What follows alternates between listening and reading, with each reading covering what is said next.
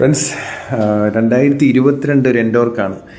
നിസ്സാര ഒരു കംപ്ലൈൻ്റാണ്. നിങ്ങളാ കാണുന്ന ഫ്ലൈ വീലിൻ്റെ അവിടുത്തെ ആ ഒരു ഞട്ട് കണ്ടോ?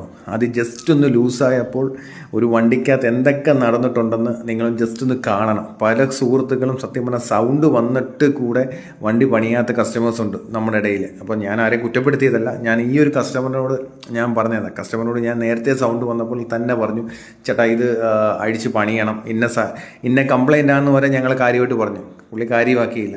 കഴിഞ്ഞ ദിവസം നമ്മുടെ ഗ്യാരേജിൽ നിന്ന് എല്ലാം കൂടെ അടിച്ച് പറഞ്ഞു കൊണ്ട് തന്നെയാണ്. കണ്ടോ, ആ ഒരു ഞട്ട് അഴിഞ്ഞതിൻ്റെ കാരണം കൊണ്ട് ഉണ്ടായതാണ് ഫ്ലൈ വീലിൻ്റെ അവിടുത്തെ ഒരു കേസ്. അതായത് സിംഗിളായിട്ട് ഒരു കേസ് വരുന്നുണ്ട്. ആ കേസ് വരെ ക്രാക്കായിപ്പോയി. അത് കൂടാതെ അത് മാത്രമല്ല കംപ്ലൈൻറ്റ്, എൻജിൻ്റെ ക്രാങ്കിൻ്റെ ഔട്ട് പോയി, കണക്റ്റിംഗ് റോഡ് കംപ്ലൈൻ്റ് ആയി, സിലിണ്ടർ, ഹെഡ്, അത്യാവശ്യം എന്താ പറയേണ്ടത്, ഈ വണ്ടിക്കകത്ത് എന്തൊക്കെ കംപ്ലൈൻ്റ് ആകാവോ അതെല്ലാം കംപ്ലൈൻ്റ് ആയി.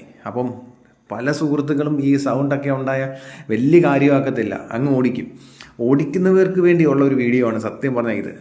കാര്യം നിസ്സാരം ആ ക്ലച്ച് എന്താ പറയണ്ടേ, കോയിൽ സൈഡിൽ കവർ അഴിച്ച് നിസ്സാരം ആ ഞട്ടൊന്ന് മുറുക്കേണ്ട കാര്യമേ ഉള്ളൂ.